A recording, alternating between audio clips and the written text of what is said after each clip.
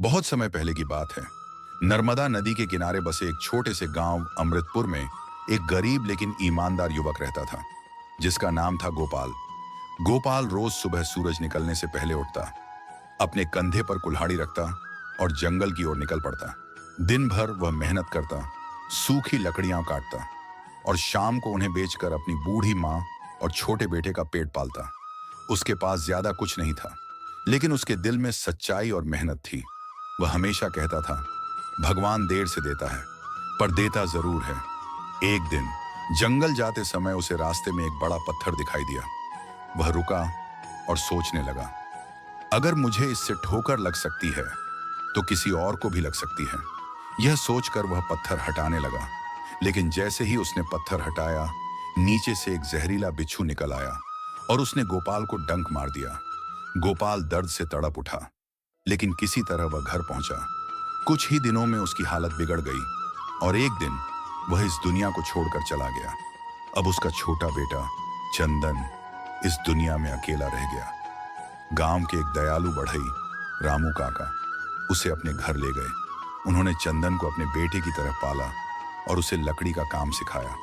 समय बीतता गया और चंदन एक कुशल कारीगर बन गया। उसके हाथों में जादू था, वह लकड़ी को भी जीवंत बना देता था। रामू काका के पड़ोस में एक कुम्हार रहता था, जिसकी एक बेटी थी, कुसुम। चंदन और कुसुम बचपन से अच्छे दोस्त थे। एक दिन कुसुम की बाल्टी कुएं में गिर गई। वह रोने लगी। तभी चंदन वहां पहुंचा और हंसते हुए बोला, अगर मैं बाल्टी निकाल दूं तो क्या तुम मुझसे शादी करोगी?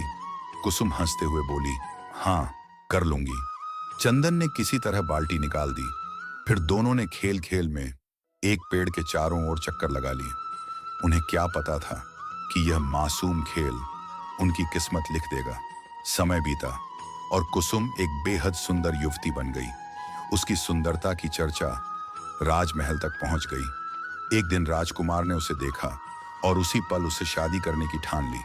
राजा पहले तैयार नहीं था, लेकिन बेटे की जिद के आगे झुक गया। जब यह बात चंदन को पता चली तो उसका दिल टूट गया। उसे अपने बचपन का वादा याद आया, लेकिन उसने कुछ नहीं कहा। शादी की तैयारी शुरू हो गई। तभी एक दिन एक आदमी ने सबके सामने सच बता दिया कि चंदन और कुसुम पहले ही शादी कर चुके हैं। कुसुम ने डरते हुए सब सच कबूल कर लिया। गांव वालों ने फैसला सुनाया, दोनों को गांव छोड़ना होगा। चंदन और कुसुम एक दूसरे का हाथ थामे गांव छोड़कर निकल पड़े।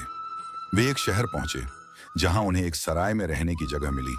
लेकिन सराय की मालकिन बहुत लालची थी। वह चंदन से काम करवाती और पैसा खुद रख लेती।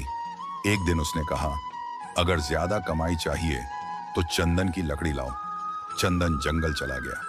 वहां उसने एक जंगली जानवर से लड़कर एक गाय की जान बचाई, लेकिन खुद बुरी तरह घायल हो गया। एक साधु ने उसकी जान बचाई।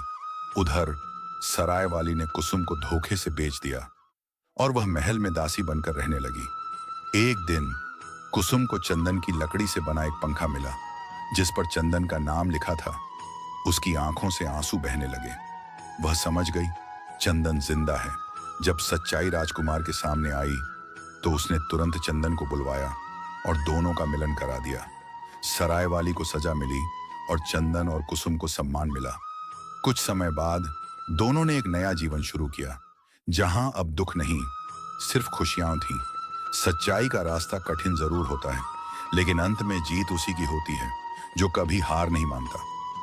तो दोस्तों, उम्मीद है आपको यह कहानी पसंद आई होगी। कहानी अच्छी लगी हो तो वीडियो को लाइक शेयर करके चैनल को सब्सक्राइब कर लेना। जाते जाते कमेंट में हाइप जरूर देना। मिलता हूं आपको एक नई और रोचक कहानी के साथ। धन्यवाद। जय श्री राम।